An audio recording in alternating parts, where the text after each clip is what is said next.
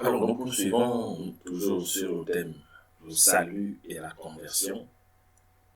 Le royaume des cieux est semblable à un trésor caché dans un champ. L'homme qui l'a trouvé le cache et dans sa joie, il va vendre tout ce qu'il a et achète ce champ. Matthieu 13, verset 44. Voici une image du royaume des cieux. Et c'est sur cette image que Jésus a insisté en parlant au jeune homme qui lui a posé la question. Donc, vous regardez le numéro précédent et vous verrez le début de cet enseignement. Donc, Jésus a demandé au jeune homme, va, vends tout ce que tu possèdes, viens et suis-moi. Et ici, Jésus donne une parabole. Le royaume des cieux est semblable à un trésor caché, c'est-à-dire un trésor caché que vous avez découvert dans un champ. Vous êtes le seul à l'avoir découvert. Vous le cachez encore, il est censé être inconnu, mais vous faites tout pour le dissimuler. Et dans votre joie, vous êtes prêt à tout vendre juste pour acheter le champ dans lequel se trouve le terrain. Et les gens qui vont vous voir vendre tout ce que vous possédez peuvent vous prendre pour un fou. Qu'est-ce qui ne va pas? C'est-à-dire, ils vont s'interroger comment quelqu'un peut vendre, abandonner tout ce qu'il avait. Il le vend juste pour aller prendre un champ. Juste un champ. Donc, tous les autres biens qu'il possède, il les transforme juste pour ce champ. Parce qu'il connaît la valeur du trésor qui est caché dans ce champ. Et donc, il est prêt à tout risquer pour être le propriétaire de ce champ. Il en est de même avec le salut. Lorsque quelqu'un veut vraiment être sauvé et être parfait selon Dieu, il faut qu'il soit capable de visualiser dans son esprit, dans son âme, la promesse de Dieu au sujet de la vie éternelle. Si quelqu'un ne peut pas évaluer la vie éternelle, c'est-à-dire donner une valeur proche de ce qu'est vraiment la vie éternelle, il la prendra juste pour un slogan. Il pensera simplement que c'est une des expressions religieuses qu'on utilise. Donc, il est important de comprendre ce qu'on appelle déjà la vie éternelle et savoir qu'elle vaut la peine que l'on vende toute sa personne et sa personnalité de manière à se convertir pour y entrer réellement. Un croyant peut être sauvé, mais il n'est pas parfait. C'est ce que Jésus nous a montré dans le numéro précédent. Parce que celui qui est croyant est toujours enchaîné par Satan. Quelqu'un peut être croyant et être enchaîné par Satan. Puisque Satan lui empêche de faire ce qui est parfait pour plaire à Dieu. Tant que le diable t'empêche de faire ce que Dieu attend de toi, tu restes prisonnier du diable. Et quelqu'un peut être croyant, mais prisonnier du diable parce qu'il n'est pas capable, il n'a pas la liberté. Ils se sont prisonniers, ils se sont limités. Donc, il n'a pas la liberté de faire ce qui est bon, ce qui est parfait, selon la volonté de Dieu. Il faut briser ce règne, parfois subtil, du diable. Parce que pour jouir les avantages du royaume de Dieu, il faut quitter les avantages du royaume du diable. Pour vivre les avantages du royaume de Dieu, il faut être prêt à quitter les avantages du royaume du diable dans lesquels tu te trouves emprisonné. Donc, pour parvenir à une conversion sûre et certaine, être sûr d'être sauvé, c'est assez simple. Jésus nous donne une autre parabole. Bon, là, c'est même pas une parabole. Jésus va parler avec un homme nommé Nicodème dans le livre de Jean au chapitre 3, verset 1.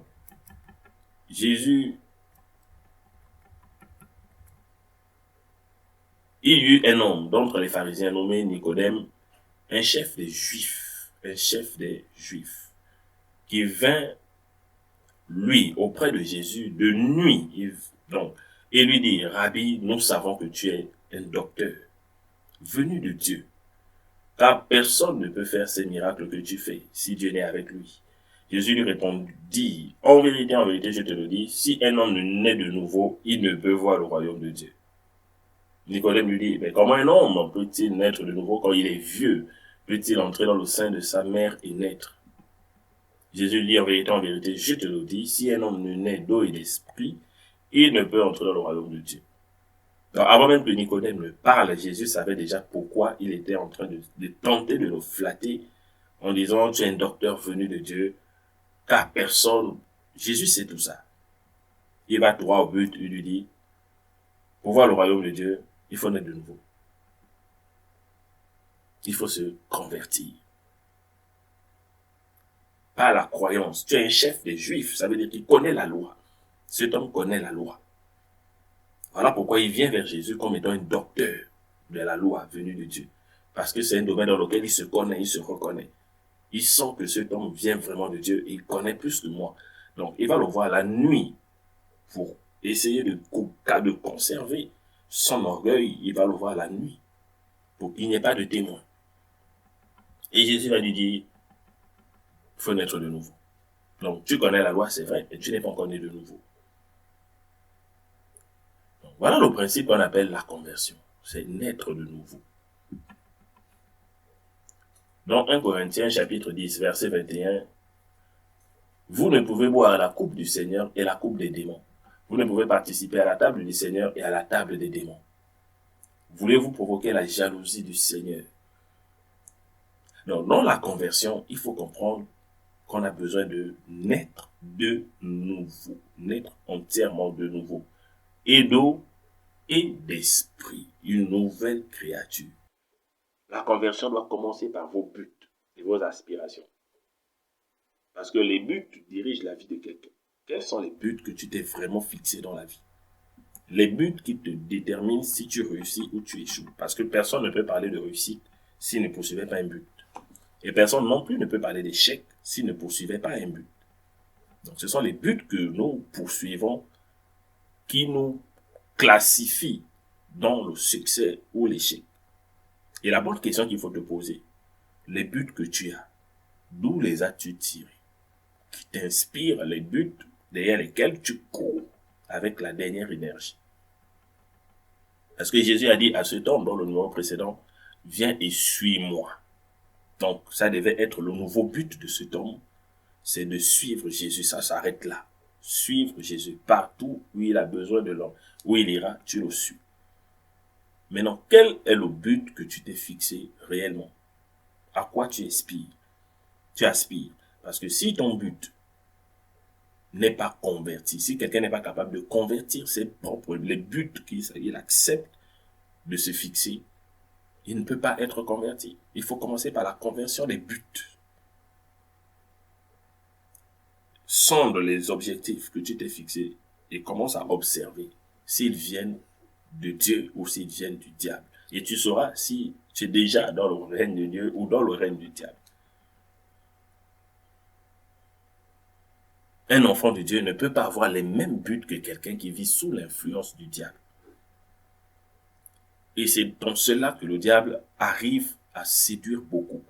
C'est-à-dire les buts que les incrédules poursuivent, les buts que les méchants poursuivent, beaucoup d'enfants de Dieu essaient encore de poursuivre les mêmes buts. Et d'une manière subtile, ils se retrouvent en train d'agir contre la volonté de Dieu. La deuxième chose qui a besoin de se convertir, ce sont les pensées et tes inspirations. Parce qu'en général, c'est la pensée aussi qui souille l'homme. Ce sont les inspirations. Selon le type d'inspiration que tu as, les pensées que tu as constamment, tu peux savoir si tu es déjà converti. Tu peux savoir si c'est le règne de Dieu qui t'inspire ou le règne du diable. Un enfant de Dieu ne peut pas nourrir les mêmes pensées que quelqu'un qui est sous l'influence du diable. Même les inspirations, c'est-à-dire les idées créatrices qui sortent de toi, les idées qui précèdent tes décisions. C'est là-bas même que c'est très dangereux. Troisième niveau de la conversion, ce sont tes envies et tes émotions. Les envies déterminent les actions immédiates. Ce sont les envies qui déterminent ces actions immédiates. Donc, si quelqu'un a des envies qui répondent encore à la volonté du diable, il va forcément pécher. Donc, on n'a pas besoin de te citer les choses auxquelles tu dois te désintéresser, parce que l'envie vient du fond du cœur. Les envies sont cachées, personne ne les voit. Donc, tes envies seulement si tu n'es pas capable de les contrôler pour les mettre sous le règne de Dieu, alors ils sont sous le règne du diable. Et ce sont tes envies qui vont t'empêcher de suivre le Seigneur. N'oubliez pas que le jeune homme, après avoir entendu Jésus, est reparti tout triste. Donc, il est possible que les gens soient même tristes lorsqu'ils sont devant Dieu parce que leurs envies sont contraires à ce que Dieu dit. Leurs envies sont contraires à la nature même de Dieu. Et si nous ne sommes pas capables d'extraire les envies qui ne sont pas pures devant Dieu, alors nous ne pouvons pas être purs devant Dieu. Même les émotions, les réactions. Donc, il faut que nos émotions également soient converties. Il faut que nos envies et nos émotions soient converties. Un enfant de Dieu ne peut pas exprimer les mêmes émotions que quelqu'un qui est sous le règne du diable. Un enfant de Dieu ne peut pas s'enfler d'orgueil sur la base de quelques avoirs ou sur la base d'un quelconque niveau intellectuel. Un enfant de Dieu ne peut pas s'enfler d'orgueil. Un enfant de Dieu ne peut pas s'irriter à tout moment sur la base d'un rien, comme quelqu'un qui est sous l'influence du diable. Un enfant de Dieu ne peut pas avoir besoin de se saouler comme quelqu'un qui est sous le règne du diable. Un enfant de Dieu ne peut pas avoir besoin de se prostituer comme quelqu'un qui est sous le règne du diable. C'est-à-dire, il y a des envies seulement, vous savez que ça vient du diable. Et si vous les nourrissez, c'est clair que vous êtes sous le règne du diable. Le quatrième niveau, ce sont les actions et les paroles. Jésus a dit, c'est ce qui sort de la bouche, là, qui souille. C'est pas ce qui entre. Ce qui sort, voilà, ce qui souille. C'est-à-dire que les paroles qui sortent de nos bouches sont capables de déterminer si nous sommes sous le règne du diable ou le règne de Dieu. Et si tes paroles, tu sais que tes paroles, en général, lorsqu'elles s'échappent, elles font beaucoup plus la volonté du diable. S'il faut convertir ta langue, il faut la convertir. La conversion doit rentrer jusque dans la bouche. Et comme les paroles de la bouche viennent du cœur, la conversion doit rentrer jusqu'au cœur qui inspire les paroles. Donc, c'est un travail profond. La conversion, c'est un travail profond dans lequel chacun de nous doit s'investir personnellement, parce que nul ne peut se convertir à la place de l'autre. C'est une affaire personnelle. Donc, nous devons nous investir à fond si nous voulons marcher dans la bonne conversion. Il faut investir à fond pour aller tout transformer. Il faut tout transformer. Il faut tout surveiller dans ta vie. Et quand tu sens qu'il y a encore l'influence du diable, tu essaies de rentrer dans la prière et de chercher à transformer. Donc, les paroles et les actions. Parce que celui qui est dans le règne de Dieu ne peut pas mener des actions qui sont de nature à plaire au diable. Des actions qui se font dans l'ombre, des calomnies, des actions en tout cas, qui sont d'origine diabolique. Et enfin, la conversion de nos besoins et de nos biens. Les moindres besoins également doivent être convertis. Même quand tu as besoin de te divertir, il y a des divertissements où tu sais qu'ils sont d'origine diabolique, tu sens quand même que ça, franchement, ça peut pas être de Dieu. Parce que le diable a tout introduit sur la terre. C'est ce que nous devons savoir. Le diable a introduit beaucoup de choses sur la terre, sur la déformation des besoins que Dieu a créés en nous. Dieu a créé en nous des besoins naturellement. Mais le diable a créé des solutions, des remèdes à ces besoins qui nous placent sous son règne. Et donc, si nous voulons être vraiment convertis, il faut surveiller nos besoins. Quand nous avons des besoins, comment allons-nous les satisfaire? Est-ce selon la volonté de Dieu ou sous le règne du diable, sous l'influence du malin? Nos biens également, c'est la même chose. L'usage de tes biens détermine si tu es sous le règne du diable ou sous le règne de Dieu. Parce que nos biens ne nous appartiennent pas. Nos biens vont généralement dans nos besoins. Tous tes biens vont se soumettre à tes besoins. Tu vas les orienter dans tes besoins. Et donc, si tes besoins sont d'influence diabolique, c'est là-bas que tous les biens vont partir. Si tes besoins sont déjà convertis, même tes biens vont se convertir facilement. Facilement, c'est avec joie que tu vas investir pour le royaume de Dieu. Facilement. Donc, voici la vraie conversion. elle doit traverser tous ces 5 niveaux. Les 5 niveaux de ta vie, de ta personne et de ta personnalité réunie.